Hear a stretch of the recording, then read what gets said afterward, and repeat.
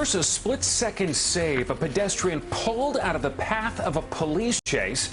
What that speeding car hit instead. Thanks for joining us at 11. Good evening. I'm Stephen Holt. And I'm Natalie Pasquarelli. You're looking right there at the spot where that black sedan finally came to a stop, but only after slamming into a nearby motorcycle. News 4's Checky Beckford live now in Midtown to walk us through the wild ride, Checky, that ended with an arrest. Well, Natalie, this whole thing spanned nearly a dozen city blocks. Police say it started at 50th and Madison when police tried to pull over a black Nissan Maxima. Trying to get away, the car hit people on a motorcycle here in this intersection. But what's really amazing about all of this is that no one was seriously hurt or killed because that car drove the entire block here before almost slamming into another couple in that intersection. Dramatic surveillance video shows a man pull a woman to safety just 1 second before a black car comes barreling at them. They're left shaken but safe on the sidewalk as a police cruiser comes around the corner following that car. He's driving very rough down this street right here. I've seen police cars coming down the opposite way. Witnesses say the car was out of control, driving on the sidewalk for an entire block before almost hitting the couple at the corner of 46th and 2nd, just 1 block south of where police say the Nissan Maxima slammed into a motorcycle carrying 2 people waiting at the light. One suffered a broken leg. The motorbike was parked over there at the stoplight waiting on the light, and a white car hit it and ended up on the sidewalk. This witness telling Telemundo 47's Pablo Gutierrez a passenger in the car then threw something out the window. He threw it out of the car. He threw the gun out of the car. Yeah. The gun, now evidence, covered by a paper bag in front of a 2nd Avenue apartment building. They got him. The wild incident ending nearly 4 blocks away, across from the United Nations, where one person was arrested, found hiding behind a nearby building. The damaged car left idling in the middle of the street. Police say it's unclear how many others were in the car. Witnesses left startled by the whole thing, grateful no one was killed. I hope everybody's safe. Now, police say the information so far is all preliminary. They have not released the name of that suspect or any charges he may be facing at this time. Police have also not said why the car was being stopped in the first place. In Midtown tonight, Checky Beckford, News 4 New York. What's good, y'all? What's the numbers TV? It's your boy Paul Rowe. Make sure you subscribe to the channel if you're not subscribed already, and like a video if you appreciate the content that Paul Rowe and What's the Numbers I provided. Today we back with another profile piece. This one is on Daffy Woo, real name Daffy Julio.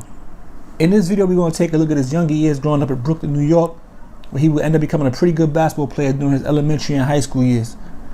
Then we're going to take a look at Daffy's transition from the basketball court to the booth, as he decided to start rapping in 2020, when he released his first music video to hundreds of thousands of views. And lastly, we will look at the situation that caused Daffy to make the newspapers and be arrested, putting a halt to his music career at the moment. Daffy Julio, aka Daffy Woo, is from the Canarsie section of Brooklyn. Growing up in the neighborhood, Daffy would take a liking to sports and would become a pretty good basketball player. Playing with his high school team and also numerous AAU teams around the city, Daffy would make a name for himself as a lanky guard with a nice hand that could also score the ball. Many coaches who knew Daffy thought he would for sure go on to play college basketball once he graduated from high school, but Daffy had other plans. Rather than focusing on basketball after high school, Daffy would instead start shifting his energy towards the streets and the rap game. He had a front row seat to see what success in the music industry looked like through his relationship with the late rapper Pop Smoke. Daffy and Pop had knew each other for years, prior to Pop rapping and blowing up musically, through basketball and from just hanging around the neighborhood. Pop and Daffy would celebrate their B-days together and make a movie outside Brooklyn Chop House by dancing on cars while stopping traffic and the whole nine. And now with the Flossie and the Woo movement being pushed to the mainstream, Daffy would start going by the name Daffy Woo and start to show an interest in maybe being a rapper himself. But unfortunately, shortly after their B-Day celebrations, Daffy would get locked up back-to-back on gun possession charges in December of 2019 and then again in February of 2020. It was during Daffy's stint in prison after the February arrest that Pop Smoke would get killed during a home invasion robbery in the Hollywood Hills. Daffy would take the death of his friend hard, and once released from Rikers Island, he would make the decision to start rapping also. Not Folk would be the first solo song and video Daffy Woo released in June of 2020. It would get hundreds of thousands of views within a week, and currently the video sits at over 500,000 views on YouTube. His next video release would be Wooless, a direct response to Coach the Ghost and his song Hitless. And after getting a placement on Pop Smoke's album Shoot for the Stars and Aim for the Moon Deluxe Edition with the song Iced Out Audemars, Daffy's rap career seemed to be headed in the right direction and moving at a pretty fast pace. That was until August of 2020, when Daffy Woo would be arrested once again. According to reports, police were looking for Daffy after they learned on social media that the team was carrying a firearm. When officers saw Daffy's car traveling south on 2nd Avenue East 50th Street, they tried to pull it over, but the team wouldn't stop. As the pursuit continued, Daffy's Maxima allegedly slammed into a car between East 49th and East 50th Street and then a motorcycle on East 47th Street, leaving a 36-year-old motorcycle operator with a broken leg. Then, someone from inside the car tossed a Glock 380 caliber pistol from the car while the vehicle vaulted the curb and plowed along the sidewalk, clipping a woman walking with a man nearby, cops said. The Maxima ultimately came to a stop, and all 4 men inside jumped out and scattered.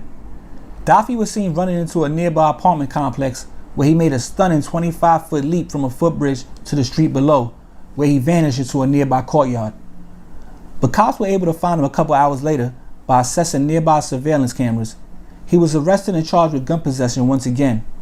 From there, Daffy Woo will be sent to Rikers Island as he waited for his case to play out in the courts, and after a few years of sitting up, he will plead guilty and be sentenced to 7.5 years in jail, but up for parole in 6.5. But yo, it's What's the Numbers TV. It's a quick profile piece on Daffy Woo. You might be in tune with who he is, you might not. But you know, he was around Pop Smoke, the whole Woo movement.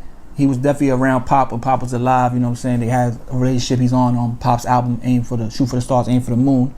Now, he used to play ball. You know how it is when a lot of kids that they play ball, when they, after their ball career either fizzles out or they end up not going to school or feeling like they're not going pro or being overseas or something, they'll start rapping because it's like the next thing to do, you know, when you're a popular kid and you know, it's always, you always do the things that keep you in that popular loop. So a lot of people that rap used to play ball back in the day, and you know, sometimes some make it big, some don't, but you know, that's usually how it goes, you know what I'm saying, before they finally realize and maybe find their own niche out there. So, you know, so he was one of those kids, you know, he used to play ball, very talented basketball player. Probably could have went on and played college, but he started getting into the rap music, you know, started running around, being in the streets somewhat. But his music videos did end up actually getting a lot of views, hundreds of thousands of views. So it looked like, and he ended up making a big major album. So it looked like he was on the right path, you know what I'm saying? He's still young. He's only 19 when he got arrested, so he's a young kid still. It doesn't look like he's gonna be locked up for the rest of his life for this situation right here. So hopefully he comes out, he can focus back on the music.